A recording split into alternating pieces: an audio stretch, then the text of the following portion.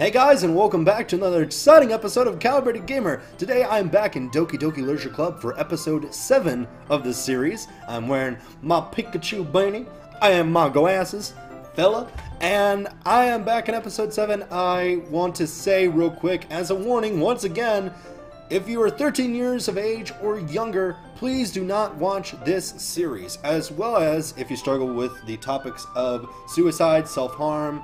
Please don't watch this series. I promise I'm still probably posting Super Mario Odyssey, and even if I'm not, I'm probably posting some other series that you're more than welcome to watch. But thank you so much for respecting that. As well as, yeah, let's get started. It's already Sunday.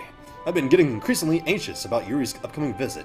I keep telling myself there's no reason to be nervous, but it doesn't help much. Yuri is clearly an introvert, and also an intimate person in general. There's no doubt that she'll open up a little bit when it's just the two of us. Maybe she'll feed me chocolate. Meanwhile, we've been texting occasionally. She was extremely apprehensive at first, but it wasn't long before I was starting to learn more about her. But putting Yuri aside, I haven't heard a thing from Sayori since we left the club early that day. It's not like we text each other all the time or anything, but I've been worried about her in the back of my mind. Between what Sayori said and what Monica said, is it really okay for me to put Sayori's feelings aside when she might need me? I've been worried about Sayori too. Good. I'm kind of glad that he's going to visit Sayori. I'm kind of afraid though that something might happen, but you know, for now I'm just glad that he is, because I've been worried about her as well. Rather than asking, I simply tell her I'm coming over, much like we've done in the past. Once I reach Sayori's house, I knock on the door before entering it myself. Again, we used to play so often that we've made it a habit of simply entering each other's houses like we were family. The house is quiet. Sayori isn't anywhere on the first floor, so I assume she's up in her room. It's already strange of her not to run down and greet me. I run up to her bedroom, where I finally find her. Sayori? I thank God. Hi, Caleb. You're adorable. I sit down in her room. Sayori forces a smile, but it's easy to tell that she's different. There's a minute of silence between us. You haven't come over like this in a long time, have you? Ah, I guess you're right. It has been a long time. Not much has really changed, has it? I mean, you know, you haven't changed at all because you're a video game character and I'm wearing glasses and a Pikachu beanie, so nothing's changed. Sayori's room is as messy as it's always been. I also recognize the same stuffed animals and wall decorations that she's had for years now. If you come over more often, it wouldn't be such a mess. It's because I'd end up cleaning it for you. How come you suddenly wanted to come over today? Aren't you supposed to see Yuri today? Yeah, but wait, how did you know about that? Sayori had already left by the time we'd decided that last meeting. Monica told me. It's only natural for her to keep me informed about the festival preparations, right? Ah, that's true. But what about you? Aren't you going to be helping Monica today? Of course. But I'm just helping her online. We didn't plan to meet up or anything. Ah, so it's just me and Yuri then. Yep. There's more silence between us. Sayori stares in a random direction. Everything about her behavior is really uncharacteristic. I finally get to the point. I just wanted to see how you were doing. After you left on Friday. When something's wrong, you can't hide it from me. I know you too well. So, Sayori smiles, shaking her head. That's no good, Caleb. Eh? Why can't it just be like it's always been? This is all my fault. If I didn't get so weak and accidentally express my feelings, if I didn't make that stupid mistake, then you wouldn't have worried about me at all. You wouldn't have come here. You wouldn't have been thinking about me right now. But this is just my punishment, isn't it? I'm getting punished for being so selfish. I think that's why the world decided to have you come over today. It just wants to torture me. Sayori? I grabbed Sayori by the shoulders. What on earth are you saying? Are you listening to yourself right now? I know something happened to you. There's no other explanation for you to be like this. So tell me already. Until I know, I won't be able to stop thinking about it. Sayori gives me an empty smile. You really put me in a trap, Caleb. It's a trap! But you're wrong. Nothing happened to me. I've always been like this. You're just seeing it for the first time. Seeing what? What are you talking about, Sayori? You're really just going to make me say it, aren't you, Caleb? I guess I have no choice this time. The thing is, I've had really bad depression my whole life. I love that. I don't love the fact that she has really bad depression. Please don't take that out of context. Just a short clip. I've had really bad depression all my life. Zoom in on my face. I like that. Big mood. But no, I was kind of afraid that she was going to be like, you know, say something a little uncharacteristically like, you know, oh, creepy horror video game, oh. But like, you know, that is so real. You could know a person their whole life, and unless you really know them, you may not know that they struggle with depression. I struggle with depression every day. When you watch my YouTube videos, I share a lot of information with you guys. I share a lot of jokes, stories. By the way I talk, by the things I talk about, you can get to know me fairly well. But if I kept my depression a secret, like if I didn't talk about it, as I do every now and then, and if I didn't talk about that sort of thing, you might not ever know, just by watching my videos on the outside, that I ever have dealt with it in my life. In episode 10 of Super Mario Odyssey, I cried over my best friend Blake passing away. And that happened, well, by the time this episode comes out, it's going to be a while ago. But as of me recording this, the episode actually came out yesterday. So, like, that wasn't really depression in that moment, although, you know, that didn't help. That was more me mourning my best friend, which obviously is human and real, and, like, you know, I wanted y'all to have that moment with me. But I say that to say, if I had just pushed through the rest of that episode, I didn't have a webcam on, like, if I just pushed through the rest of the episode, cut off the episode, and then cried over him, y'all wouldn't have ever known. Just because someone's different when they're more open, or different in behind closed doors, doesn't mean that's not who they are. I'm glad that Sayori is more complex and more, like, three-dimensional as a character. I just appreciate that. Did you know that? Why do you think I'm late to school every day? Because most days, I can't even find a good reason to get out of bed. That makes me sad. That breaks my heart, Sayori. Sweet girl. What reason is there to do anything when I fully know how worthless I am? Why go to school? Why eat? Why make friends? Why make other people put their energy and caring to waste by having them spend it on me? That's what it feels like. And that's why I just want to make everyone happy. I'm gonna cry.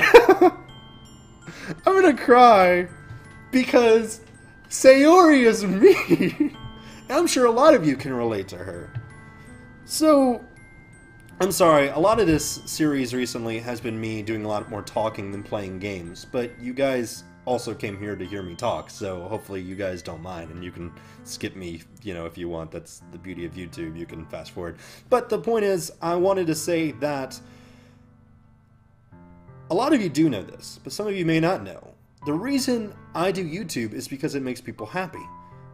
I love YouTube, and I'm so passionate about YouTube because I can tell jokes that make people laugh, I can tell stories that make people interested, but more importantly, it's because I can brighten people's day just by playing video games, just by comedy, you know, like, the reason YouTube is so important to me was because I struggled with my depression my freshman year of college, probably worse than I had ever. That's not entirely true. Middle school and high school is probably like some of the worst, and dealing with my best friend's death certainly wasn't easy. If anything, it was the hardest. But at the same time, my freshman year of college was a very rough time for me. I was totally alone, I didn't have any friends, and I always grew up with this idea that I was worthless. I was overweight, so I was like, I'm fat, I'm ugly, I'm not funny, I annoy everyone I talk to. No one actually wants to be my friend, they're just my friend out of pity. And then even then, I'm probably going to push them all away anyway, so what's the point? And none of that was true. I mean, you know, like, I jokingly talk about how devilishly handsome I am, you know, and how amazing I am. And of course, I don't I don't always think that. Sometimes I really do deal with those voices of like, well, like, why continue what you're doing if, you know, no one cares and, you know, there's really no worth to what you do. But you just have to remember, easier said than done, of course, that that voice in your head, those negative thoughts, that's not reality. That's not real. You being you is worth it enough. I mean, you know, like, you are special, you're the only one like you. I mean, Barney, freaking, and I know a lot of you aren't religious, and that's totally fine. But if you've seen VeggieTales, God makes you special, and He loves you very much, you know? I mean, like, I'm not... Let's go to these kid shows to make my point. The point is that I have met so many people who think so low of themselves, who think they are worthless, ugly, you know, just stupid. And I struggle with some of those thoughts as well. And just because you can learn to fight those thoughts doesn't mean they won't happen. Or doesn't mean that some days you may be weaker to fight those thoughts than other days. But just know, dang it, that you guys mean so much to me. And even if you can't connect to that because maybe I don't know you, maybe I haven't talked to you, or maybe, you know, you haven't talked to me, there are people in your life who care about you. I know sometimes it'll seem like there's literally no one, but even when I was at college by myself, I had friends at home who cared about me. My family cared about me. Sure, at certain points in my life, sometimes I feel like the way people are acting around me that they don't. But at the end of the day, there are people who care about you. You are wonderful just by being you. And, you know, obviously, like, I need to just play the game. I need to stop, like, preaching and just, like, actually play the game that you came to see. I just wanted to say that don't be so hard on yourself. I'm sure each of you has special talents, or at least special qualities about you. And, you know, I say that and people are like, I don't have any talents. I can't draw. I can't write. I can't sing. Just because you can't do those specific, you know, a little bit more mainstream things doesn't mean that there's something that maybe you haven't discovered yet that you can do. Maybe, like, you're better at listening than other people. I mean, that sounds so silly. Like, oh, well, how is better than at listening be important? That's unbelievably important. For any of you who know that, like, what makes communication, people think that communication is the ability to talk. And I'm a communications major, so yes, I can talk.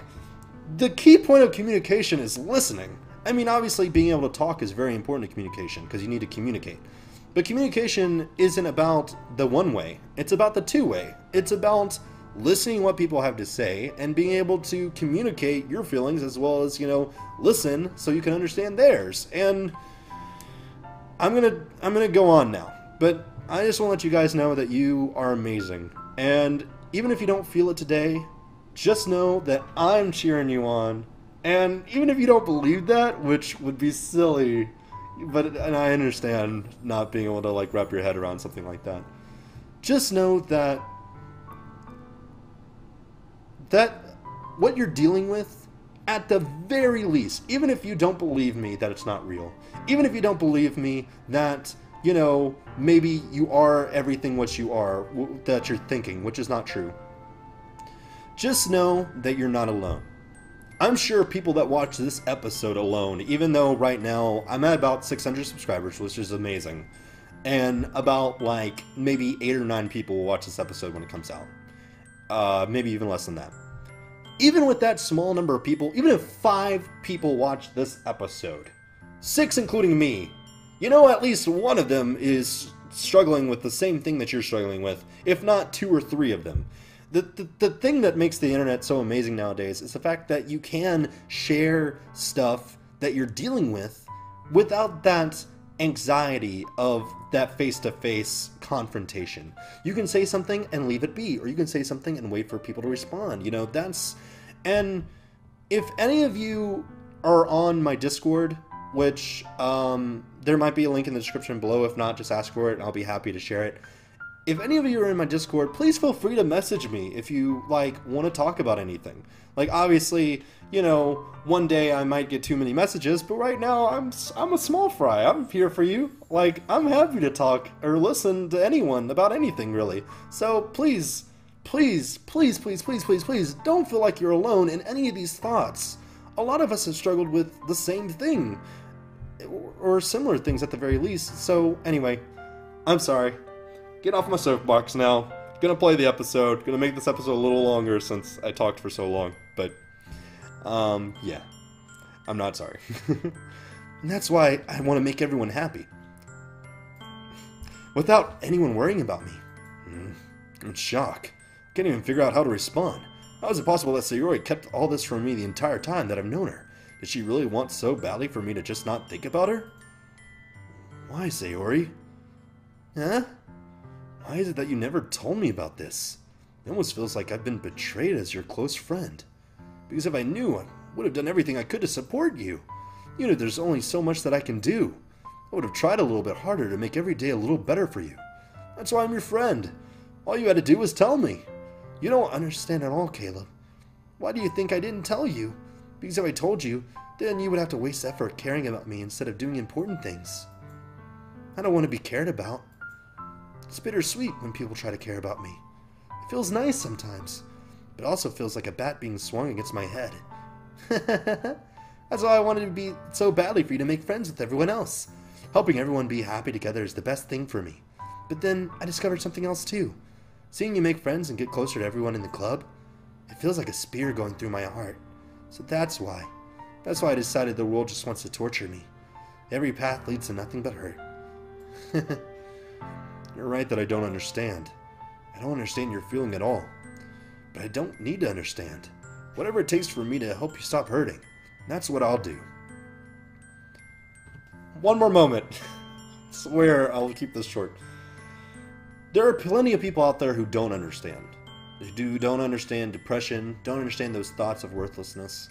My buddy Josh from Brobits is a good example. I love Josh to death. But me and William, my other buddy from Brobits, deal with depression. William probably deals with it more than I do. Nowadays, I've gotten my depression a lot more under control. Some days are better than others, especially that my best friend has passed away. Some days, that's a trigger. Some days, there is no trigger. Some days I'll wake up and I'm like, you know, like it can be something very simple. It could be something I don't understand. It could be something difficult with school, etc. And I understand that. So I can connect with people a little bit better. My buddy Josh has it, I mean, like, as far as he's told me, you know, as far as he understands himself, he's never dealt with depression. He's dealt with mourning, he's been sad, and that's very different. But he's still there for me. He still tries to be there for William, because he's an awesome friend, and because he's sweet, and because he cares. Yes, he can't connect on the same level, but even sharing that with him, even just like trying to make that connection, he tries very hard because he's my friend and he cares about me. And that being said, my new favorite catchphrase, I don't share stuff like this with, like, gonna get a little personal here, I don't share stuff like this with my dad. Because he loves me, he cares about me, and he's so there for me. And he's wonderful. I love my dad. But he doesn't understand it as much. Granted, I will say, since I have been open with him, and since I have shared with him over the years, when I was younger and I'd mentioned something like that, he certainly didn't understand it. He didn't think it was real. But I've mentioned it so much, and I've shared it with him so much, and he and I have grown together so much, that he tries to understand it. He tries to be there for me, and he tries to, like, help me through stuff like that. I mean, he'll give me the advice that he thinks is best, you know, he'll, etc. And that's kind of amazing, you know, that even someone that you think, like, oh, well, there's no reason to share with this person because it doesn't matter. Even someone, if they care about you, and you mention it enough, or you, like, try to share enough, it's gonna make a difference. Off my soapbox now. That's what I'll do. No, Caleb. There's nothing. Nothing at all. The only thing that could have helped is if everything could be like it always was. But I was selfish. I finally showed you what a horrible person I am. Tears streaked down Sayori's face. I made you join the literature club because I was selfish, and I was punished by my heart hurting in a way that I couldn't understand. And now you came here and I made you hurt too. I'm just weak and selfish. That's all I am. And that's why I'm going to accept these punishments. Because I deserve every last one. Without thinking, I once again grabbed Sayori's shoulders. Just hug the girl, man. This time I pull her in for a tight embrace. Caleb. Sayori, I don't care if you feel selfish. I'm really happy that you convinced me to join the club. Seeing you every day makes it worthwhile enough. If I make friends with everyone else, then that's just a bonus. But please never underestimate how much I care about you. I wouldn't have it any other way. Caleb. Sayori isn't hugging me back. Despite my arms being wrapped around her, Sayori's arms remain at her sides. She starts sobbing next to my ear. No, don't do this to me. Please don't do this. Caleb, Sayori barely manages to speak between her sobs. I don't know if I'm doing the right thing, but all I want is for her to know that I care. If you have it in you to call yourself selfish, then you have to let me be selfish too. No matter what it takes, I'll figure out what needs to change. I'll make these feelings go away. And if there's anything that you need me to do, then you better tell me. I'll get mad if you don't. I don't know. I don't know. I don't know. Gently, Sayori finally puts her arms around me in return. I don't know anything. It's all really scary. I don't understand any of my feelings, Caleb. The only time I'm not feeling nothing is when I'm feeling pain. But your hugs are so warm. And that's really scary too. Sayori lets me go. As she does so, I let her go as well. The festival's tomorrow. Yeah. It's going to be fun, right? Yeah. How would you like for me to spend it all with you? It's what I want. I promise. I think that'd be nice then. Apologies. Kinda got to be there for a second. Oh. I'm an emotional guy anyway. And I'm proud of being an emotional person. Makes me human. Makes me more human than most guys. But I more got upset because I have been there. I understand a lot of the feelings, and it's wonderful that I, as a person, have not only been able to grow by myself and understand that, you know, there's more to life than that, but the fact that because I've shared and because I've connected with people, other people support me and love me and help me through those thoughts and feelings. I do not have it down pat. I've been seeing a therapist about mainly about Blake, but about depression in general. And I'm hoping to go back to her because talking to her helped a lot.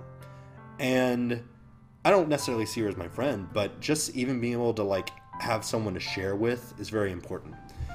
And, you know, I'm fine right now. There are times when I struggle with it, and I've thought about maybe like seeking like medicine, etc. And there's nothing wrong with that. I have very important people in my life who take medicine for their depression every day, and it helps them. And sometimes it may not help certain people, and that's also fine. It just... if this doesn't show that other people suffer as well, that you're not alone, you know, I just hope you understand that. And not necessarily you specifically, but the people who suffer, you know. You may not know, but I hope you know. Yeah. Sayori wipes her eyes. If I could spend the whole day here, I would. Of all days, this has to be the one where I have to have other plans. Maybe I should cancel. No, don't. Please don't. If you did that, then I really wouldn't forgive you. But it's almost time for Yuri to meet me at my house. At the very least, do you want to come along and help out? It'd be fun. It'd be fun. To my surprise, Sayori shakes her head. I'm sorry. I don't know if that would be very good for me today. You understand, right? It's kind of hard for me to fully understand, but I'm trying my hardest. It's okay. Don't worry too much about it. I'll see you tomorrow, okay? Alright. I look forward to it.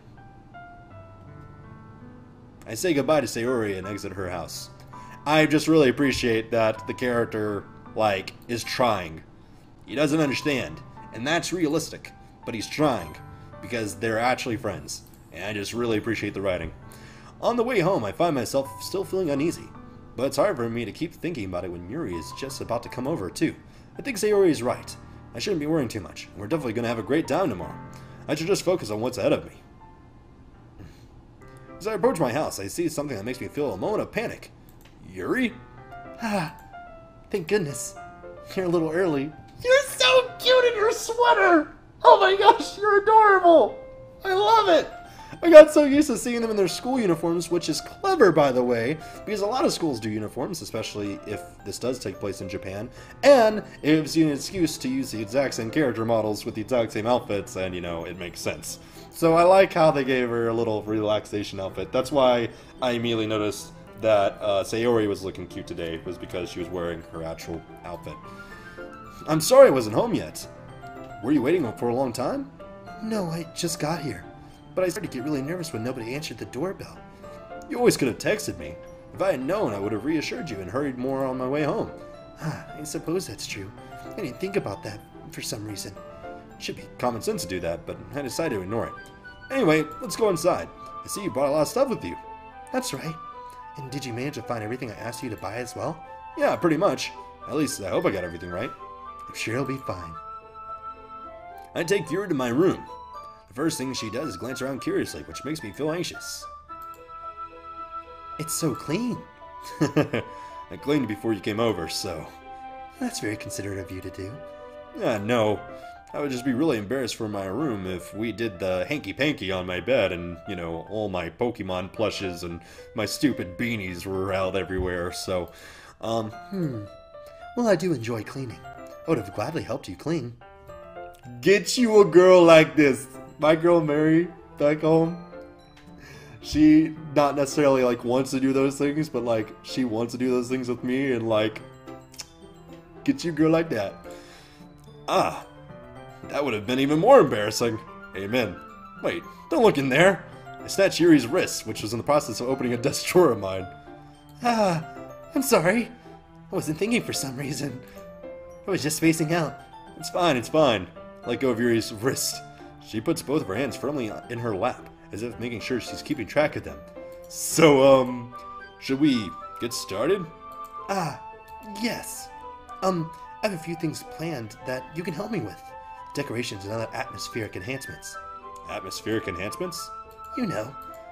Mood lighting, aromatherapy candles. Oh, wow. I didn't know you planned on taking it that far. Of course. I want to make sure I want to help take our guests to a faraway place. Although many will just stop by out of curiosity. And for cupcakes, I guess. I'm determined to provide an experience that will leave them wanting more. That's great. It's easy to forget that you're a pretty intense person. Intense? I guess that's the best way to put it. Say passionate, you moron. Is that a bad thing? No, not at all. It's something that I like about you, actually. Oh, is that so? That makes me feel really relieved. Kind of happy. Yeah, no need to be so anxious. You can relax a little. Relax. I brought some things for relaxation. I was going to use them during the poetry event. Oh yeah? Like what? Let's see. Yuri rummages through her bag. She pulls out a few candles and a wooden cylinder-shaped object. I did some shopping on the way here, so I happen to have these in my bag. I plan to cover the windows in black paper and use the candles to light the room. I think that would be amazing, don't you? Yeah, that'd be really neat. Oh man, she's big in mood lighting. What's that wooden thing, though? Oh, this? It's a diffuser for essential oils. How familiar are you with aromatherapy? Not familiar at all. Is that so? It's one of my favorite contributions to a positive atmosphere. Depending on the oils and herbs you use, you can change the mood of the air itself. You can even feel it permeate through your body. Relaxation, positive energy, romance, reflection. It's almost like magic. Yuri takes the cylinder and pushes a switch on the bottom. In just a moment, a thin ray of vapor begins to spout through a small hole in the top. Wow, that smells wonderful. What kind of mood is that one for? Oh, this is jasmine essential oil. It smells a little sweet and flowery, right? Yeah, it's a good way to describe it. I chose jasmine for the event because it provides more than relaxation. Jasmine enhances your emotions and helps you feel them flow through your body. You feel warmer and your heart pounds more heavily. Don't you think that would be perfect for sharing our poems? It does sound suitable, but you seem to know a lot about this, so I'll trust your opinion with anything. Yuri smiles sweetly, clearly enjoying herself. She again reaches into her bag and pulls out several spools of thin ribbon. What are those for? Well, did you purchase the origami paper I asked you to get? Yeah, I have it over here. We won't be using the paper for folding origami. What I'd like to do is write a different word on each paper. We'll need about 100 of them. Oh yeah? What will these be used for? Well, I'm going to cut pieces of ribbon and hang from the doorway of the classroom. Then we can fasten the paper onto the ribbons to create a doorway curtain. Wouldn't that be beautiful? It would also catch the eye of those passing by the room. It may attract some to peek inside. That's really creative. I had no idea you were so good at this, Yuri. Is that so? Well, I suppose I do get a little intense, as you'd put it. Yuri giggles with red cheeks. Is it just me, or is she more relaxed than when she's with the two with us? Or maybe it's the excitement she feels from sharing something she enjoys. Here's a marker, Caleb. You can write any characters you want. I'll help you once I finish cutting the ribbons. Alright. Sitting on the floor together, the two of us get to work. I carefully draw a different character on each paper, doing my best to manage my bad handwriting. I will say, she should be doing the writing. My handwriting sucks. Yuri unravels a long strand of red ribbon to her desired length. She then reaches into her bag once more and pulls out a pocket knife. Eh? The knife is strangely beautiful. The silver handle has intricate patterns of waves etched into it. The blade itself is gently tinted blue. That's no ordinary pocket knife. It looks really fancy. Ah, well... Embarrassed, Yuri looks away. What is it? You're going to think it's weird. Yuri, whatever it is, I have no reason to judge. To each their own, you know? If you promise, you won't be weirded out.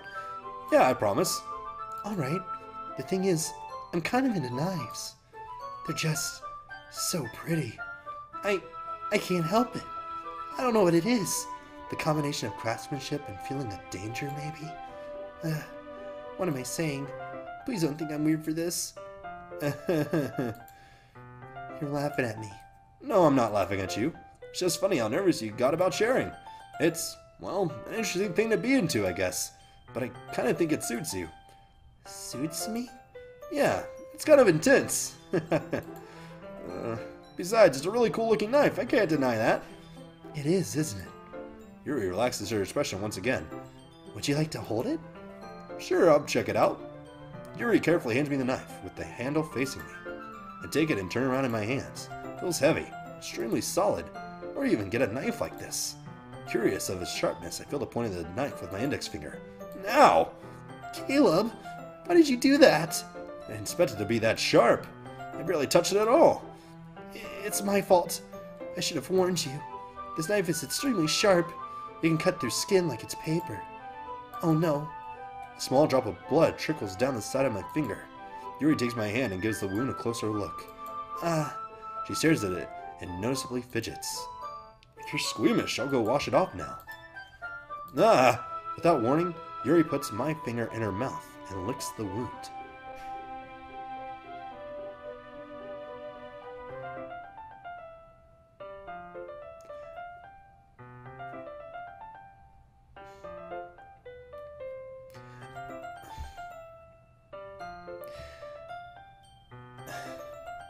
I do want to say really quick that the fact that she knows that the knife cuts through skin like paper is disconcerting.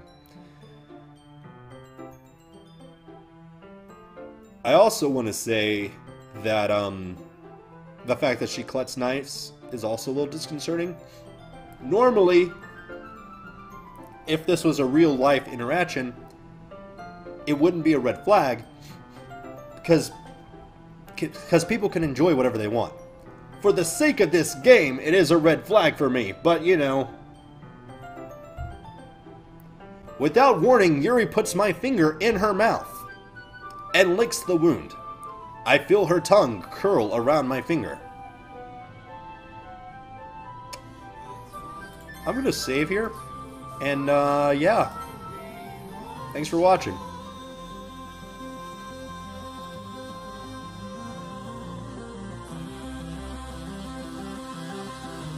I'm gonna go some dinner or something.